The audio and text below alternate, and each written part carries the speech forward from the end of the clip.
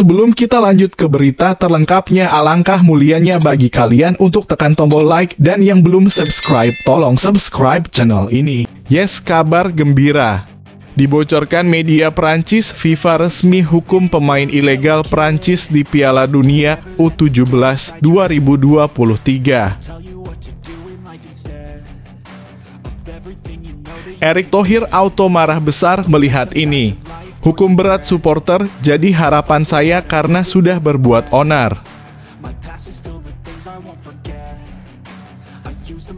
Lini depan timnas Indonesia tumpul. Perlukah Sintayong panggil Stefano Lillipali?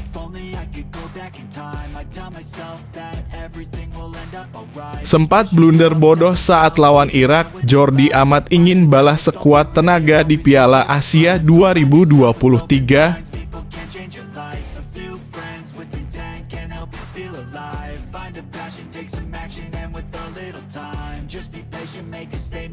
Yes, kabar gembira.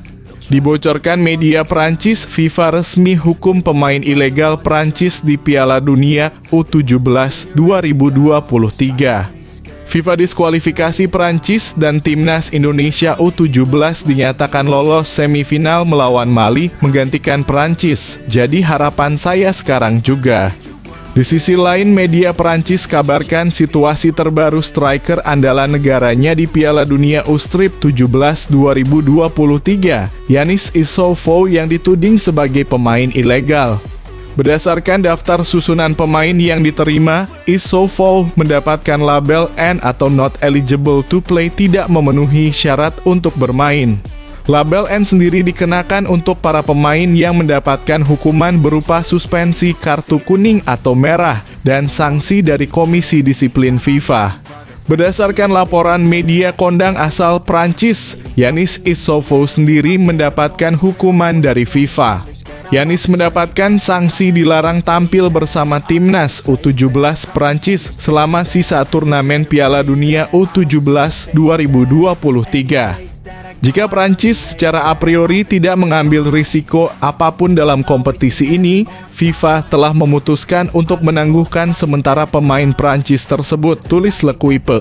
Ya, dengan ini sah bahwa pemain Prancis itu ilegal dan FIFA harus segera diskualifikasi Prancis dan timnas Indonesia U17 sebagai tuan rumah dapat menggantikannya.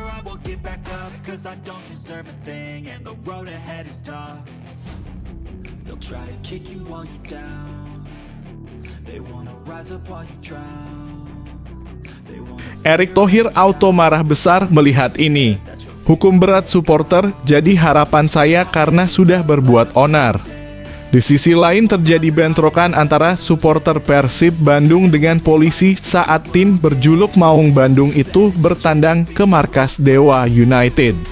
Padahal laga Dewa United versus Persib digelar tanpa ada penonton away. Namun adanya larangan supporter hadir pada laga away tak dituruti bobotoh julukan supporter Persib. Ratusan supporter memadati gerbang masuk Indomilk Arena sejak sebelum pertandingan dimulai. Para supporter tersebut kemudian ditahan di gerbang masuk Indomilk Arena dan tidak diperbolehkan masuk. Bahkan hingga peluit tanda dimulainya pertandingan berbunyi, mereka masih tertahan di depan.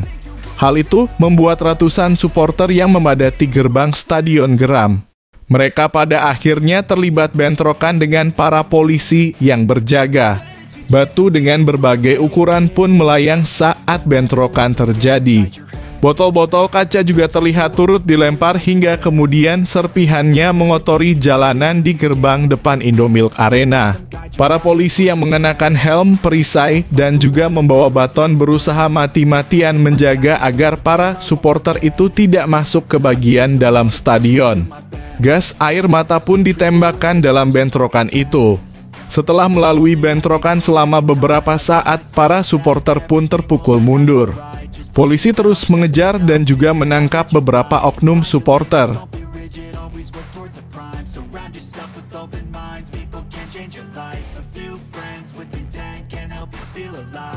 Lini depan timnas Indonesia tumpul. Perlukah Sintayong panggil Stefano Lillipali? Tercatat hanya 2 gol yang tercipta ketika menghadapi Irak dan Filipina. Kedua gol timnas Indonesia dicetak Saina Patinama dalam kurung melawan Irak dan Sadil Ramdhani dalam kurung kontra Filipina. Menariknya, kedua pemain itu bukan berposisi sebagai penyerang.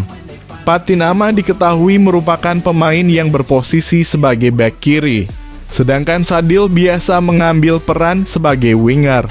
Padahal selama kualifikasi Piala Dunia 2026 zona Asia, Shin Tae-yong membawa 5 penyerang sekaligus. Mereka adalah Hoki Caraka, Ramadan Sananta, Rafael Struijk, Dendi Sulistiawan, dan Dimas Drajat. Namun kelima penyerang itu gagal memberikan kontribusi selama menghadapi Irak dan Filipina. Akankah di sisa laga kualifikasi Piala Dunia 2026 zona Asia akan ada perubahan yang dilakukan Shin Tae-yong? Perubahan bisa saja dilakukan Shin Tae-yong, terutama di lini depan. Stefano Lillipali bisa menjadi pilihan untuk mengatasi permasalahan yang dihadapi skuad Garuda. Lillipali dikenal memiliki umpan akurat yang bisa dimaksimalkan pemain lainnya untuk mencetak gol. Terbukti dia berhasil mencetak 2 assist dari 3 penampilannya bersama timnas Indonesia di ajang FIFA Matchday 2023. Apakah Stefano Lillipali siap jadi opsi lini depan terbaik? Silakan kasih komentar di kolom bawah ya guys.